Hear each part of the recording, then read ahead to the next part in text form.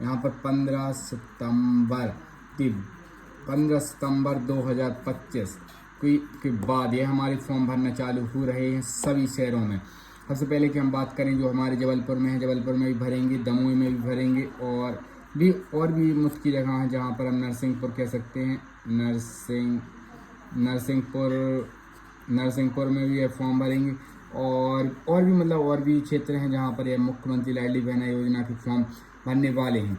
यह फॉर्म को आपको कैसे भरना है आज की वीडियो में हम आपको स्टेप बाय स्टेप मतलब सिखाने वाले हैं और भर कर दिखाने वाले हैं। तो वीडियो को बिल्कुल भी स्किप मत कीजिएगा, वीडियो को स्टेप बाय स्टेप देखिएगा। जो हमारी आवश्यक हेतु आवश्यक जानकारी जहाँ भी हम यहाँ पर बताने वाले हैं। तो यहाँ पर आपको पीछे डॉक्यूमेंट अटैच करने पड़ेंगे। पहले आप अगर फॉर्म भरते थे तो आपको डॉक्यूमेंट अटैच करने की जरूरत नहीं पड़ती थी, लेकिन अब आपको डॉक्यूमेंट अटैच करने की जरूरत पड़ेगी। जैसे कि हम कह सकते हैं समग्र आईडी की फ़ोटो कापी आपको यहाँ पर लगानी पड़ेगी। जो मतलब पीछे आधार कार्ड आपको लगाना होगा, आधार कार्ड की फ़ोटो कापी आपको लगेगी, और आपको मतलब आपकी जो जन्म तिथि के लिए आपका डेट ऑफ बर्थ रहना चाहिए, जन्म प्रमाण पत्र वो आपके पास रहना ही चाहिए, तभी आप इस फॉर्म को भर सकते हैं।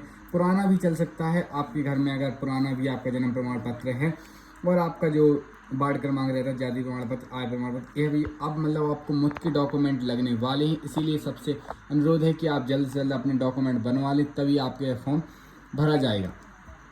तो सबसे पहले मैं यहाँ पर आपको भर के दिखाने वाला हूँ आवेदिका की समग्र आईडी। समग्र आईडी में हम यहाँ पर डाल देते हैं, जैसे कि हमारी समग्र आईडी 127-476-122। यहाँ पर हम अपनी जो वाइफ है मतलब उनकी समग्र आईडी यहाँ पर डाल दी है। यहाँ पर आपको अपनी समग्र आईडी सही डालनी है। यह तो हमने अपनी समग्र आईडी डाल दी है, लेकिन यहाँ पर आपको जो मतलब जिनका आप फॉर्म भर रहे हैं उनकी महिला का मतलब समग्र आईडी उनकी स्वयं की आईडी आपको यहाँ पर डालनी है। आपको परिवार आईडी यहाँ पर नहीं डालनी है। कुछ लोग यहाँ पर डिस्टर्ब कर देते हैं, जो मतलब कुछ लोग फॉर्म भरते हैं तो वो डिस्टर्ब हो जाते हैं, तो मतलब गलत भी फॉर्म भर देते हैं। इसलिए आपसे यही अनुरोध है कि आपको गलत नहीं भरना है, सही भरना है। यहाँ पर आपको आधार नंबर की बात करें तो यहाँ पर हम आधार नंबर भर देते हैं। आपको थोड़ी छोटे अंक में डालना है, यहाँ पर हमने कुछ ज़्यादा बड़े में डाल दिया है। यहाँ पर आपको सही भर देना है। यहाँ पर हमने आधार कार्ड को भर दिया, जो हमारे आधार कार्ड हैं।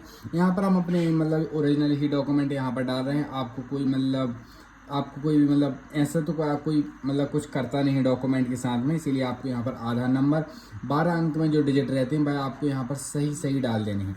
और आवेदिका का नाम मतलब जो आवेदिका का नाम रहेगा वह यहाँ पर आपको डालना होगा। तो यहाँ पर हम नीचे डाल देते हैं, जो मतलब आधार कार्ड में जितना नाम रहे आपको उतना ही डालना है, आपको एक्स्ट्रा नाम नहीं डालना है। तो यहाँ पर हम एक्स्ट्रा नाम ना डालते हैं, उतना ही डालेंगे जितना मतलब हमारे आधार कार्ड में दिया गया है। मतलब जाति लिखी हुई तभी आपको जाति डालनी है, अगर जाति नहीं लिखी हुई तो आपको जाति नहीं डालनी है। उनके पिताजी का नाम डालेंगे, अगर उनकी शादी नहीं हुई, अगर वह 18 साल की मतलब हुई हुए और अगर उनकी शादी नहीं हुई तो यहाँ पर आपको पिताजी का नाम डाल देना, पति का नाम नहीं डालना। लेकिन हमारी जो स्नेहा तिवारी इनकी शादी हो चुकी है, तो यहाँ पर हम उनके पति का नाम डालेंगे। तो यहाँ पर हम पति का नाम डाल देते हैं। पति का नाम डालने के बाद यहाँ पर आपको नीचे डेट ऑफ बर्थ डालनी है, मतलब जो उनकी जन्म तिथि है जो डी, तो यहाँ पर हम जन्म तिथि डाल देते हैं।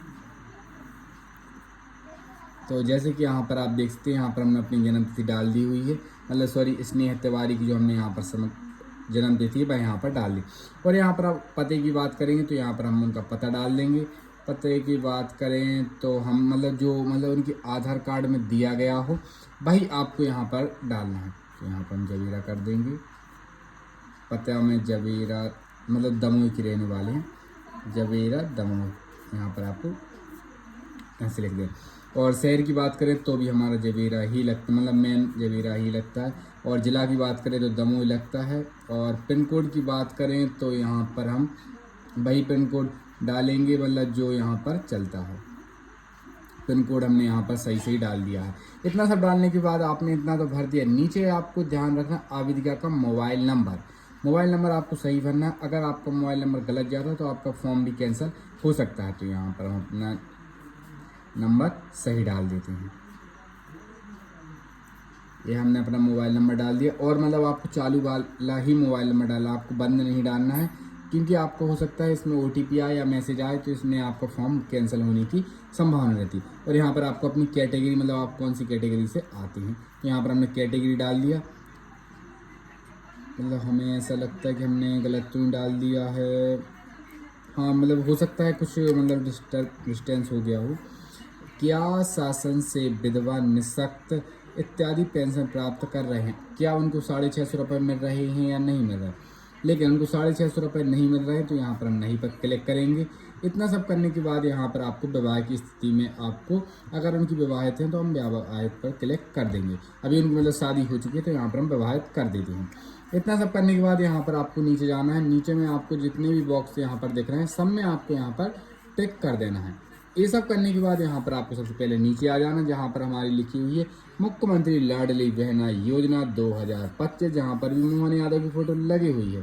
तो यहाँ पर आवेदन की पावती, यह मतलब हमें ग्राम पंचायत से प्राप्त होगी। यहाँ पर आपको कुछ भी नहीं भरना। यहाँ पर मतलब जो आपका ऑनलाइन फॉर्म भरा जाएगा उसमें जो आपके आवेदन क्रमांक रहेगा वह जनरेट होगा। भाई आवेदन क्रमांक यहाँ पर वही डालेंगे जो हमारे गांव के सरपंच सचिव रहेंगे, और जिस तारीख को आपका ऑनलाइन फॉर्म भरा जाएगा वही तारीख यहाँ पर वह डाल देंगे। यहाँ पर आपको कुछ भी नहीं करना। इतना सब करने के बाद नीचे यहाँ पर जो हमारे जो ग्राम पंचायत सचिव या सरपंच रहेंगे वह यहाँ पर मतलब दस्तखत कर देंगे। तो यहाँ पर मतलब वो दस्तखत कर देंगे। यहाँ पर आपको कुछ भी नहीं करना है। यहाँ पर आपकी जो ग्राम पंचायत सचिव सरपंच रहेंगे वही दस्तखत करेंगे, आपको कुछ भी नहीं करना। मतलब हम तो हैं तो मतलब हम यहाँ पर कर सकते हैं। और इतना सब करने के बाद यहाँ पर क्या आपका आधार कार्ड बैंक अकाउंट से लिंक है, तो यहाँ पर हाँ कर देना। क्या आपके बैंक खाते में डीवीडी इनेबल है, तो यहाँ पर हाँ कर देना। इतना सब करने के बाद इस फॉर्म को आपको ले जाकर आपको अपनी ग्राम पंचायत में जमा कर देना है, और आपको कुछ भी करने की ज़रूरत नहीं है। और आपके जो फॉर्म आपका जमा होगा, आपकी आवेदन की पावती आपके घर आ जाएगी, और आपको 10 से 15 दिन में आपका पैसा आना चालू हो जाएगा।